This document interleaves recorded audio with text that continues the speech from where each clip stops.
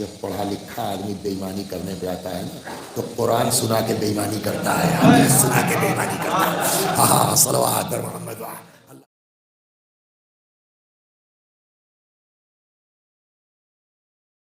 تو ہر علاقے میں دیکھیے، یہاں بنارس میں رہیے تو چاہے جتنا آپ کو آپس میں وہ ہو جائے، لیکن پھر کہیں باہر چلے جائیے آپ اور وہاں کوئی بنارس کا دکھ جائے تو بڑی محبت آنے لگتی ہے نا کہ اپنے علاقے کا ہے.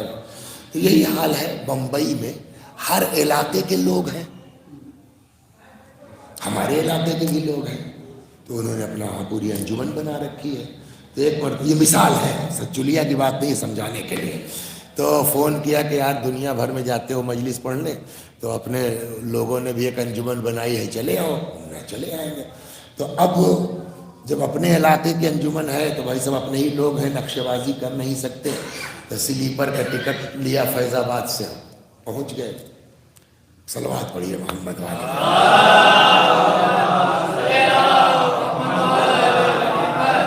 اب وہاں صاحب مجلس شروع ہوئی تو اب ایک آدمی جو ہے سامنے جیسے آپ بیٹھے ہیں، وہ بار بار ہم کو گھور کے دیکھ رہا ہے، مسکرا رہا ہے. ہم کو بھی لگ رہا ہے یار یہ آدمی کون ہے، کیا ہے. بہرحال مجلس ختم ہو گئی.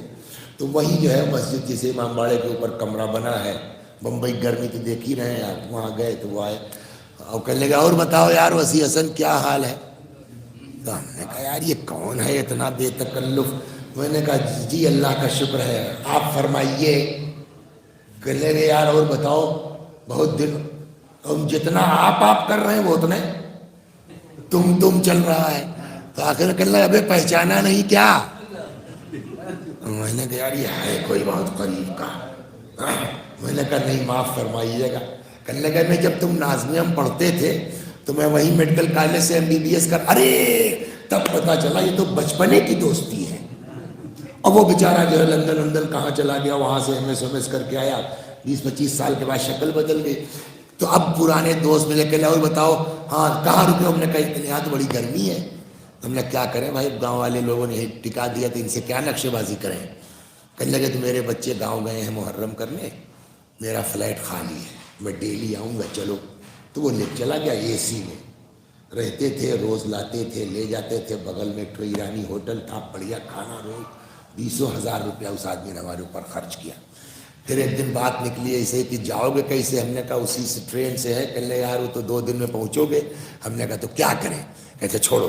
وہ گئے جہاز کا ٹکٹ لے آئے، لا کے اس نے ایئرپورٹ تک پہنچا دیا. 2 گھنٹے میں پہنچ جاؤ گے گھر. کہ لیے بتاؤ گھر کب جاؤ گے گاؤں؟ 8 ربیع الاول کے بعد.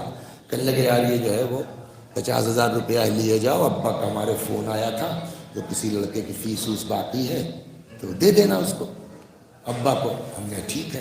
اب ہم لے کے گئے، سمجھ گیا. اب ربیع الاول، ربیع الثانی، رجب، شعبان، رمضان، شوال، ذیقعد. مولوی صاحب غائب، سمجھ گیا. اب محرم میں ڈاکٹر صاحب پھر آئے. اب معلوم ہوا ابا کو سلام کر رہے ہیں، ابا جواب ہی نہیں دے رہے ہیں. معلوم پتہ چلا ناراض ہیں. کیا بات ہے کیا بات ہے. تو اماں نے کہا کہ سنا ہے 4-5 لاکھ روپیہ مہینہ کماتے ہو اور تمہارے باپ نے 50,000 کا بھیجا. تو کس سے بھیجا؟ کہ وسیع حسن سے. یہ لوگ اس لائق ہیں کہ ان کے اوپر کون سی بیوقوفی کیا. کہ اچھا کوئی بات نہیں. گئے ابا کو پیسہ ویسہ دے ہوئے کہ ہاتھ پیر جوڑ کے سدھار لیا، اپنا بات ختم ہو. اب یہ آئے فیض آباد کہ بھائی کیوں نہیں دیا. میں سمجھ گیا کہ یہ پیسے کے لیے آئے ہیں. تو جلدی سے ہم نے چائے ناشتہ یہ وہ خوب خاطر کیا، 2-4 ہزار روپیہ خرچ کر دیا. چلنے لگے. سوچا آپ دے دیں، شاید آپ دے دیں.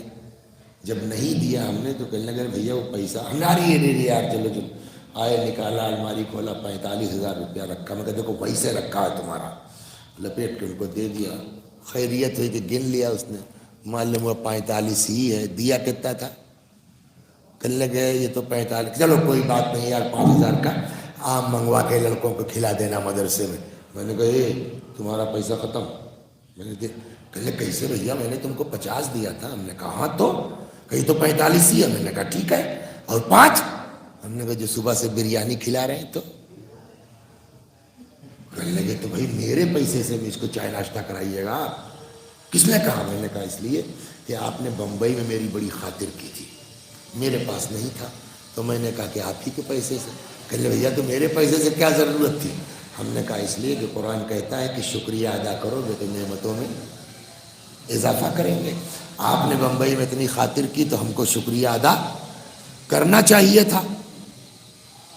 جس کچھ سمجھ میں آیا آپ کے، جب پڑھا لکھا آدمی بے ایمانی کرنے پہ آتا ہے نا تو قرآن سنا کے بے ایمانی کرتا ہے، حدیث سنا کے بے ایمانی کرتا ہے. ہاں صلوات بر محمد اللہ محفوظ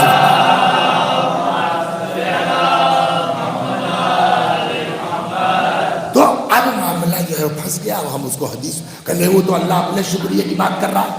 ہم نے کہا حدیث کہتی ہے من لم یشکر الناس لم یشکر اللہ. جو انسان کا شکریہ ادا نہیں کر سکتا وہ اللہ کا بھی. تو نے کہا یار یہ تو اچھا بے ایمان آدمی جو ہے قرآن حدیث پڑھ کے میرا پیسہ ہی مارے دے رہا ہے. تو اب اگر گاؤں میں ان کے خلاف پنچایت کرتے ہیں تو پتہ نہیں کیا کیا حدیث سنا دے. تو ایسا ہے کہ مولویوں ہی کو اکٹھا کرو.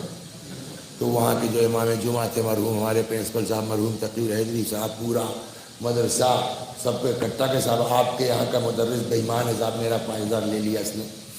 اب تقی صاحب مرحوم نے کہا کیوں بھائی صحیح کہہ رہے ہیں؟ میں نے کہا جی ہاں. اور آپ نے ان کو 45 ہی واپس کیا؟ میں نے کہا جی ہاں. کہا تو وہ 5 کیوں نہیں واپس کریں گے؟ میں نے کہا ان کے اوپر خرچ کر دیا. کہا کیوں خرچ کیا؟ آپ نہ کرتے. میں نے کہا صاحب شکریہ میں خرچ کر دیا میں نے. انہوں نے میرے ساتھ بمبئی میں کیا تھا. سب محبت کرتے ہیں، ایک ساتھ ہیں، لیکن کوئی میری بات مانے گا؟